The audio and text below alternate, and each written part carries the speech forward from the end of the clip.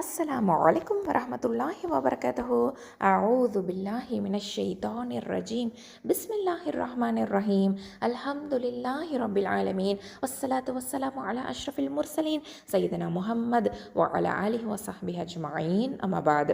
அல்ஹம்துலில்லாஹ் சிஸ்டர்ஸ், இன்ஷா அல்லாஹ் தஆலா நம்ம இன்றைக்கி என்ன பார்க்க போகிறோம் அப்படின்னு சொன்னால், அறிவின் அவசியத்தை பற்றி தெரிஞ்சுக்க போகிறோம். எந்த அறிவு? மார்க்க கல்வியின் அறிவு. சுபஹானல்லாஹ். அப்போது இதை பற்றி நம்ம என்ன தெரிஞ்சுக்கணும் அப்படின்னு பார்த்தீங்கன்னா, நபி ஸல்லல்லாஹு அலைஹி வஸல்லம் அவர்கள் நமக்கு சொல்லியிருக்காங்க, மை யுரிதில்லாஹு பிஹி ஹைரை யுஃபக்கிஹு ஃபித்தீன் அப்படின்னு சொல்லியிருக்காங்க. மை யுரிதில்லாஹு பிஹி ஹைரை யுஃபக்கிஹு ஃபித்தீன் அப்படின்னா என்ன? அதாவது யாருக்காவது ஒரு நல்லதை வழங்க அல்லாஹ் விரும்பிட்டான் அப்படின்னு சொன்னால், அவருக்கு அல்லாஹ் என்ன தெளிவாக கொடுப்பான் தெரியுமா? மார்க்க விஷயத்தில் தெளிவாக கொடுப்பான் அப்படின்னு நபி ஸல்லல்லாஹு அலைஹி வஸல்லம் அவர்கள் நமக்கு சொல்கிறாங்க. அப்போது இது ஒரு மகத்தான ஹதீஸாக இருக்குது இல்லையா? அல்லாஹ் தன்னுடைய அடியாருக்கு வழங்கக்கூடிய மிகப்பெரிய அருட்கொடை, அப்படி தானே? இது ஒரு யாருக்காவது மார்க்க கல்வி இருக்குது, அவங்க ஒரு ஸ்காலராக இருக்கிறாங்க அப்படின்னு சொன்னாலே அது ஒரு அடையாளமாக நமக்கு தெரியும். என்ன அடையாளம்? அவங்களுக்கு அல்லாஹ் நல்லதை வழங்க விரும்பிட்டான். சுபஹானல்லாஹ், சுபஹானல்லாஹ். அப்போது இந்த ஹதீஸில் அல் ஃபிக்ஹ் அப்படின்னு இருக்கு பாருங்களேன்.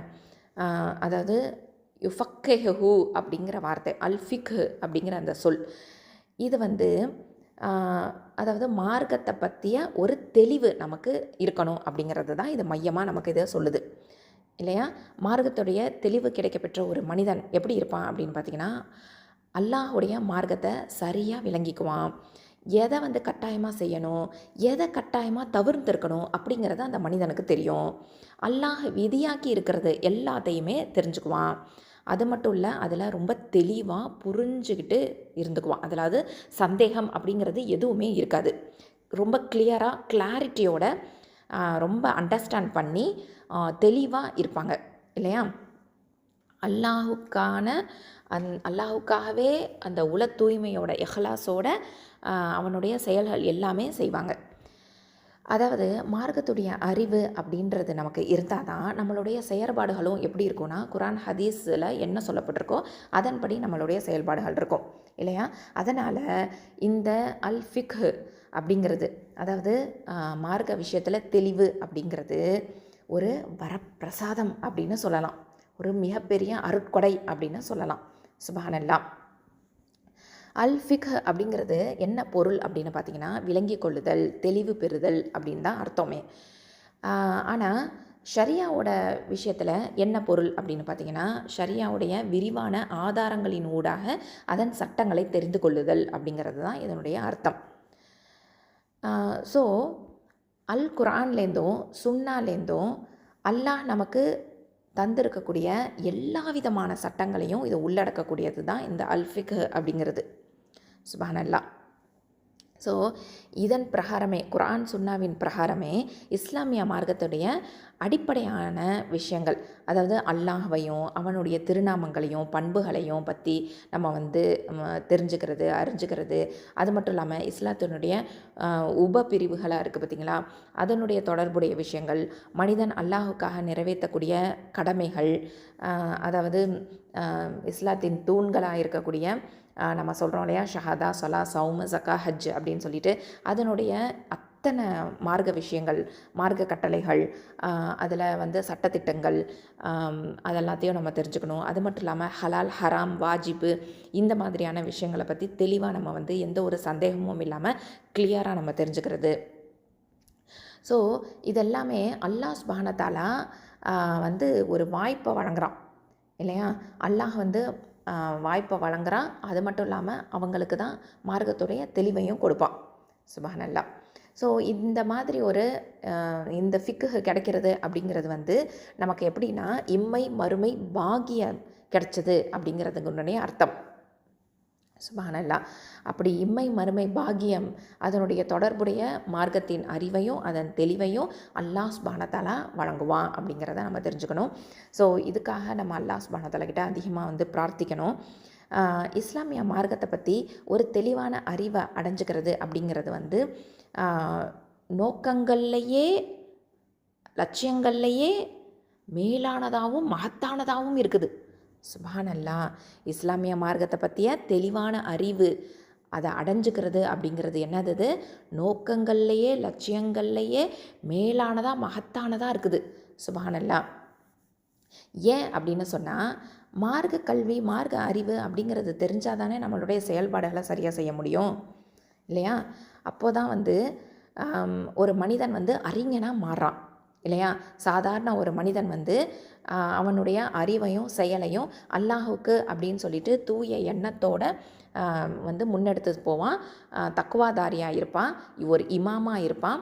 அதனால் அவங்கள பின்பற்றி மக்களும் எப்படி இருப்பாங்க? தக்குவாதாரிகளாக இருப்பாங்க அப்படிங்கிறத நம்ம தெரிஞ்சுக்கணும். சுப்ஹானல்லாஹ். ஸோ முஹம்மது நபி ஸல்லல்லாஹு அலைஹி வஸல்லம் அவர்கள் அவர்களை அல்லாஹ் ரசூலாக அனுப்பி வச்சான் இல்லையா? இதை அல்லாஹ் எப்படி சொல்கிறான் அப்படின்னு பார்த்தீங்கன்னா, குர்ஆனில் சூரத்துல் ஃபத்ஹில் அதாவது 28வது ஆயத்து, ஹுவல்லதி அர்சல ரசூலஹு பில் ஹுதா வ தீனில் ஹக் அப்படின்னு சொல்கிறான். அதாவது அல்லாஹ் சுப்ஹானஹு வ தஆலா ஹுவல்லதி அவன்தான், அர்சல என்ன பண்ணான்? அனுப்பினான். யார் அனுப்பினான்? ரசூலஹு தனது தூதரை, பில் ஹுதா எப்படி அனுப்புனா? பில் ஹுதா நேர்வழியை கொண்டு, வ தீனில் ஹக்கை இன்னும் மார்க்கத்தை, ஹக்கனா உண்மையான, அப்போது உண்மையான மார்க்கத்தை. அப்போது இதை எப்படி அல்லாஹ் சுப்ஹானஹு வ தஆலா இங்கே சொல்லி காமிக்கிறான் அப்படின்னு பாருங்கள். அதாவது அவனே அப்படிங்கிறது அல்லாஹ் சுப்ஹானஹு வ தஆலாவை குறிக்குது.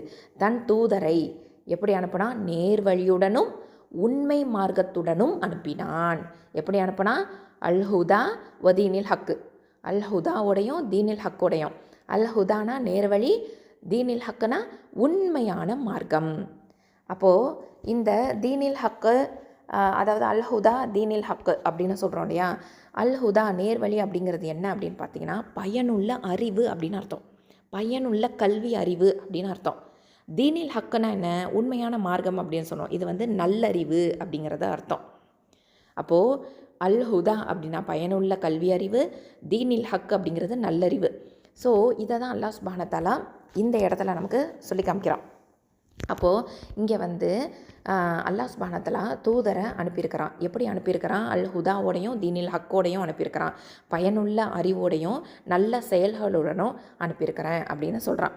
உண்மையிலேயே இஸ்லாமிய ஷரியாவுக்கு 2 காரணிகள் இருக்குது. என்ன அப்படின்னு பார்த்திங்கன்னா, ஒன்று அறிவு, இன்னொன்று செயல்கள். உண்மையான அதாவது மார்க்க அறிவு அப்படிங்கிறது அதனுடைய வரையறையின்படி உண்மையானதாக இருக்கும். எல்லாத்துக்குமே ஒரு வரையறை இருக்குது இல்லையா? உண்மையான மார்க்க அறிவு அப்படிங்கிறது வரையறையின்படி உண்மையானதாக இருக்கும். ஏற்றுக்கொள்ளப்பட்ட இஸ்லாமிய செயல்களும் எப்படி இருக்கும்? வரையறையின்படி ஏற்றுக்கொள்ளப்பட்டவையாக இருக்கும். அந்த வரையறை அப்படிங்கிறது என்ன? குர்ஆன்லையும் ஹதீஸ்லையும் என்ன சொல்லப்பட்டிருக்குதோ அதுதான் வரையறை.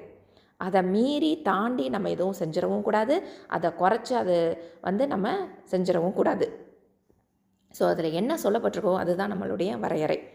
சுப்ஹானல்லாஹ். ஸோ இதை தான் இந்த மார்க்கம் கொண்டு வரக்கூடிய செய்திகளையும் நம்பிக்கைகளும் உண்மையானவை, அதன் கட்டளைகள் நீதியானவை அப்படிங்கிறத நம்ம உள்ளார்ந்து உணர்ந்து நம்ம செயல்படணும் அப்படிங்கிறத இந்த ஆயத்தை நமக்கு சொல்லி புரிய வைக்குது. அல்ஹம்துலில்லாஹ். அது மட்டும் இல்லாமல் ஒரு இமாம் நமக்கு சொல்கிறாங்க, நீ உறுதியான அக்கீதாவில் இருக்கும்போது ஜின்னும் ஷைத்தானும் உன்னை பார்த்து பயப்படும்.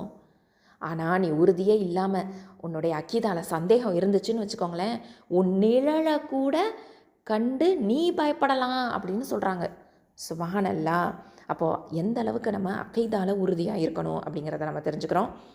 அது மட்டும் இல்லாமல் அறிவு அப்படிங்கிறது மார்க்க கல்வி மார்க்க அறிவு அப்படிங்கிறது நபிமார்களுடைய அனந்தர சொத்து. சுப்ஹானல்லாஹ். இப்போ பணம் அப்படிங்கிறது மன்னர்களுடைய செல்வந்தர்களுடைய அனந்தர சொத்தாக இருக்கும். அது மாதிரி மார்க்க அறிவு அப்படிங்கிறது நபிமார்களுடைய அனந்தர சொத்து. நபிமார்கள் எதை விட்டுட்டு போனாங்க? முஸ்லீம் உம்மத்துக்கு எதை விட்டுட்டு போனாங்க அப்படின்னு பார்த்தீங்கன்னா, அவங்களுடைய மார்க்க அறிவு மார்க்க கல்வியை தான் விட்டுட்டு போயிருக்காங்க. சுப்ஹானல்லாஹ். இப்னு தைமியா ரஹிமஹுல்லாஹ் அவங்க நமக்கு என்ன தெரியுமா சொல்கிறாங்க? எவர் ஒருவர் அறிவு இல்லாமல் மார்க்கத்தை பற்றி பேசுகிறாரோ அவர் ஒரு பொய்யர்னு சொல்கிறாங்க. அப்போது மார்க்கத்தை பற்றியே அறிவு இல்லை, கல்வி அறிவு இல்லை, மார்க்க கல்வி அறிவு இல்லை. ஆனாலும் அவங்க வந்து ஒரு ஃபத்வா கொடுக்குறாங்க, எந்த கேள்வி கேட்டாலும் அதுக்கு பதில் சொல்கிறாங்க அப்படின்னு சொன்னால் அவர் ஒரு பொய்யர். ஆனால் அவர் வந்து அவர் வேண்டுமென்றே பொய் சொல்ல விரும்பவில்லை என்றாலும் சரியே அப்படின்னு சொல்கிறாங்க. அதாவது வேணும்னே அவங்களுக்கு பொய் சொல்லணுங்கிறதெல்லாம் இன்டென்ஷனே கிடையாது. ஆனாலும் அவங்க வாயிலேருந்து வரக்கூடிய வார்த்தை வந்து பொய் தான் அப்படின்னு சொல்கிறாங்க. அப்போது வந்து மார்க்க கல்வி அறிவு இல்லாமல் ஒருத்தவங்க வந்து ஃபத்வா கொடுக்குறாங்க, ஒருத்தவங்க வந்து எது ஹலால் ஹராம்னு சொல்கிறாங்க அப்படின்னு சொன்னால், அதாவது குர்ஆன் சுன்னாவின் ஆதாரத்தின் அடிப்படை இல்லாமல், தலீலே இல்லாமல் அவங்க வந்து ஏதாவது ஒரு விஷயத்தை வந்து பதில் சொல்கிறாங்க அப்படின்னு சொன்னால் கண்டிப்பாக அவங்கக்கிட்டேருந்து நம்ம தூரமாயிடணும். ஏன்னா அவங்க வந்து ஒரு பொய்யர் அப்படிங்கிறத நம்ம தெரிஞ்சுக்கிறோம் இல்லையா? அது மட்டும் இல்லை, அதாவது என்ன அப்படின்னு பார்த்தீங்கன்னா, முஆத் இப்னு ஜபல் ரலியல்லாஹு அன்ஹு அவங்க வந்து மரண தருவாயில் இருக்கிறாங்க. அப்போ வந்து சில சஹாபாக்களும் தாபியன்களும் அவங்கக்கிட்ட போய் கொஞ்சம் எங்களுக்கு உபதேசம் செய்யுங்க அப்படின்னு சொல்லி கேட்குறாங்க. அந்த நேரத்தில் அவங்களுடைய மாணவர்களுக்கும் தாபியன்களுக்கும் என்ன தெரியுமா உபதேசம் செஞ்சாங்க? நிச்சயமாக அறிவும் ஈமானும் அதன் இடங்களில் உறுதியாக இருக்கிறது அப்படின்னு சொல்கிறாங்க. யாரெல்லாம் அதை தேடி செல்கிறார்களோ அதை அவர்கள் அடைந்து கொள்வார்கள் அப்படின்னு 3 தடவை சொல்லியிருக்கிறாங்க. சுபஹானல்லாஹ். அறிவும் ஈமானும் அது இடத்துல அது அப்படியே ஸ்ட்ராங்காக இருக்குது. அதை தேடி தான் நம்ம போகணும். நம்மக்கிட்ட அது தேடி வரும் அப்படின்னு சொல்லி வெயிட் பண்ணிகிட்டு இருக்க முடியாது. கல்வி அறிவை தேடி தான் நம்ம போகணும் அப்படிங்கிறது முக்கியமான ஒரு விஷயம். தேடி போனோன்னா கண்டிப்பாக நம்ம அதை அடைஞ்சுக்குவோம். அப்போது நம்மக்கிட்ட முயற்சி அப்படிங்கிறது இருக்கணும் இல்லையா? சுபஹானல்லாஹ். அதாவது மார்க்க அறிவை தேடுறது அப்படிங்கிறது ரொம்ப ரொம்ப அத்தியாவசியம், ரொம்ப ரொம்ப முக்கியம் அப்படிங்கிறது இங்கே நமக்கு சொல்லப்பட்டிருக்குது. அல்ஹம்துலில்லாஹ். அதே மாதிரி சாலிஹான நல்ல அமல்களும் அப்போ தான் நம்மளால் செய்ய முடியும் இல்லையா? சுப்ஹானல்லாஹ். ஸோ இந்த விஷயத்தை எல்லாமே நம்ம தெரிஞ்சுக்கிறோம். அது மட்டும் இல்லாமல் இப்னு உமர் ரலியல்லாஹு அன்ஹு அவங்க நமக்கு சொல்கிறாங்க, நபி ஸல்லல்லாஹு அலைஹி வஸல்லம் அவர்கள் சொல்லியிருக்கிறாங்க, என்னென்னா யாரெல்லாம் என்னுடைய ஏவல்களுக்கு முரணாக நடக்கின்றாரோ அவர் மீது இழிவு உண்டாக்கப்பட்டுள்ளது அப்படின்னு சொல்கிறாங்க. யாரெல்லாம் என்னுடைய ஏவல்களுக்கு முரணாக நடக்கின்றாரோ, இப்போ நபி ஸல்லல்லாஹு அலைஹி வஸல்லம் அவர்கள் ஒரு விஷயத்தை கட்டளையிட்டிருக்காங்க அப்படின்னு சொன்னால் அதுக்கு ஆப்போசிட்டாக வந்து செய்கிறாங்க பார்த்திங்களா, அவங்களுக்கு என்ன உண்டாகுமா?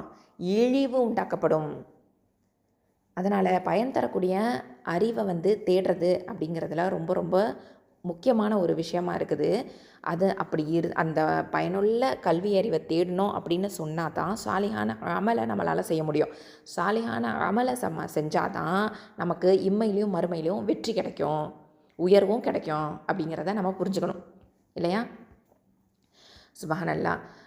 அதாவது இந்த பயன் தரக்கூடிய கல்வி அறிவை வந்து சின்ன பிள்ளையிலேருந்து வயதானவர்கள் வரைக்கும் எல்லாருமே தேடி சென்று கற்பது அப்படிங்கிறது ரொம்ப ரொம்ப முக்கியமான ஒரு விஷயம், கட்டாய கடமையாகவும் இருக்குது. அல்ஹம்துலில்லாஹ். அப்போது கல்வியை நம்ம தேடி தான் கற்றுக்கணும் இல்லையா? அல்லாஹுக்கும் அவனுடைய தூதருக்கும் வழிபடக்கூடிய இறை நேசத்தை பெற்றுத்தரக்கூடிய காரியங்கள் அப்படின்னு பார்க்கும்போது இதுதான் வந்து உன்னதமானது, மகத்தானது. கல்வி அறிவை தேடுறதுங்கிறது தான் உன்னதமானது, மகத்தானது, நம்மளுடைய லட்சியங்கள்லையும் நோக்கங்கள்லையும் உயர்வானதாக இருக்குது அப்படிங்கிறத நமக்கு தெரியும். ஸோ நம்ம வந்து என்ன பண்ணக்கூடாது அப்படின்னு சொன்னால், பயனற்ற கல்வியை தேடி போயிடக்கூடாது அப்படிங்கிறதுல கவனமாக இருக்கணும் இல்லையா? ஒரு நாளைக்கு டெய்லியுமே நம்ம என்ன பண்ணுறோம்? சாப்பிட்றதுக்கு, தூங்குறதுக்கு, உலகத்தோடைய தேவைகளை நிறைவேற்றிக்கிறதுக்கு எல்லாத்துக்குமே டைமை ஒதுக்கி நம்ம வந்து அந்தந்த காரியங்களை சரியாக செஞ்சிட்ருக்குறோம் இல்லையா? தூங்கணும் அப்படின்னு சொன்னால் ஷார்ப்பாக அந்த டைமில் போய் படுத்து தூங்கிடுறோம். சாப்பிட்ணுன்னு சொன்னால் கரெக்டாக போய் அந்த நேரத்தில் நம்ம சாப்பிட்றோம். ஆனால் படிக்கணும், மார்க்க கல்வியை தேடணும், யார் நமக்கு உணவளிக்கிறானோ, யார் நமக்கு உறக்கத்தை கொடுக்குறானோ, யாரை நம்ம காலையில் விழிக்க வைக்கிறானோ அவனுக்கு டைம் கொடுக்க முடியலையா நம்மளால் இல்லையா? அப்போது இதை நம்ம கொஞ்சம் சிந்திக்கணும். உலகத்தை தேடுறதுக்கு நம்மளுடைய ஆற்றலையும் சக்தியையும் வந்து நம்ம கொடுக்குறோம் இல்லையா? இதெல்லாமே அல்லாஹுடைய நியாமத்துக்கள் தான் அப்படிங்கிறத புரிஞ்சு நம்ம கொடுக்குறோன்னு வச்சுக்கோங்களேன். ஆனாலும் நம்மளுடைய ரப்பு ரசூலை மார்க்கத்தை பற்றி அறிவை தேடி கற்றுக்கிறது அப்படிங்கிறத ஒரு நாளில் எத்தனை நிமிஷம் நம்ம கொடுக்குறோம்? அப்போது நம்ம எவ்வளவு நன்றி கெட்டவங்களாக இருக்கிறோம் அப்படிங்கிறதையும் நம்ம இதிலேருந்து புரிஞ்சுக்கிறோம் இல்லையா? சுப்ஹானல்லாஹ். மனிதர்கள் அப்படிங்கிறவங்க வந்து இந்த உணவுக்கு, குடிபானங்களுக்கு எல்லாமே வந்து தேவையுடையவங்க தான் இல்லையா? ஆனால் அதை விட எதன் மேலே தேவையுடையவங்களாக இருக்கிறாங்க? மார்க்க அறிவின் மேலே அதிகமாக தேவையுடையவங்களாக இருக்கிறாங்க. ஆனால் அது வந்து எப்படி தேவையுடையதாக இருக்குது அப்படின்னு பார்த்திங்கன்னா, இப்போ வந்து நம்ம உணவு அப்படின்னு சொன்னால் ஒரு 3 வேளை சாப்பிட்லாம் இல்லையா? தண்ணி குடிக்கணும் அப்படின்னு சொன்னால் ஒரு குறிப்பிட்ட நேரங்கள் வந்து நம்ம தண்ணி குடிக்கலாம். ஸோ ஒரு தடவையோ 2 தடவையோ பல தடவைகளோ நம்ம வந்து இதை வந்து செய்வோம் இல்லையா ஒரு நாளையில். ஆனால் அறிவின் தேடல் இருக்குது பார்த்தீங்களா, ஒரு நாளில் எவ்வளோ தெரியுமா இருக்கணுமா? மார்க்க அறிஞர்கள் நமக்கு என்ன தெரியுமா சொல்கிறாங்க? மூச்சுக்களின் அளவு தேவையானதாக இருக்கணுங்கிறாங்க. அப்படியே மூச்சு விடுறோம் பார்த்தீங்களா, நம்மளை அறியாமல் மூச்சு விட்டுட்டு இருக்கிறோம். ஒரு நாளைக்கு எத்தனை தடவை மூச்சு இழுத்து இழுத்து விட்டுட்டு இருக்கிறோம். அத்தனை தடவை மார்க்க அறிவு வந்து நமக்கு தேவை. அந்த அளவுக்கு நமக்கு மார்க்க அறிவுங்கிறது தேவையுடையதாக இருக்குதாம். சுபஹானல்லாஹி வபிஹம்திஹி. ஸோ அதனால் உண்மையான நம்ம எப்படி இருக்கணும்னா, உண்மையான உலமாக்கள் யார், அவங்கக்கிட்ட வந்து நம்ம பழகணும். அது மட்டும் இல்லாமல் அந்த உலமாக்களுடைய அறிவு அந்த மஜ்லிஸுகளில் ஆண்களாக இருந்தால் அவங்க போய் கலந்துக்கணும். பெண்கள் வந்து பெண்களுக்கு மார்க்க அறிவு படித்த பெண்கள்கிட்ட போய் நிறைய விஷயங்களை வந்து நம்ம கற்றுக்கணும். பயன் தரக்கூடிய கல்வி அறிவை வந்து அவங்கக்கிட்டேருந்து பெற்றுக்கணும். அப்போ தான் நம்மளால் என்ன பண்ண முடியும்? சாலிஹான நல்ல அமல்களை செய்ய முடியும். சாலிஹான நல்ல அமல்களை செஞ்சால் தான் நமக்கு என்ன கிடைக்கும்? இம்மையிலையும் மறுமையிலையும் உயர்வு கிடைக்கும், வெற்றி கிடைக்கும். சுபஹானல்லாஹி வபிஹம்திஹி. இதை உள்ளார்ந்து உணர்வோம். அப்போது மார்க்க கல்வி அறிவு அப்படிங்கிறது ரொம்ப அவசியமாக இருக்குது. பயன் தரக்கூடிய கல்வி அறிவை நம்ம தேடிக்கணும். அல்ஹம்துலில்லாஹி ரபில் ஆலமீன். சுப்ஹானக அல்லாஹும்ம வபிஹம்திக அஷ்ஹது அல்லா இலாஹா இல்லா அன்த அஸ்தக்ஃபிருக வ அத்தூபு இலைக்.